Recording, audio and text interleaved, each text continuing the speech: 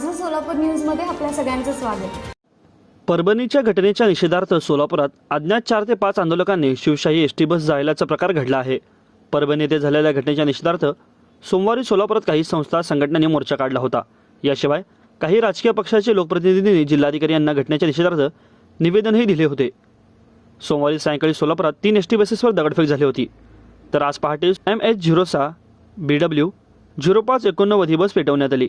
सोमवारी सायंकाळी सोलापूरहून तुळजापूरला जाणाऱ्या 2 गाड्या आणि सोलापूरहून साताऱ्याला जाणाऱ्या एका बसवर दगडफेक करण्यात आली होती। डीमार्ट आणि सम्राट चौक परिसरात या घटना घडल्या होत्या। सध्या सोलापुरात एसटी आगारात पोलिसांचा मोठा बंदोबस्त तैनात करण्यात आला असून आंदोलकांना शोधण्याचे काम पोलीस करत आहेत।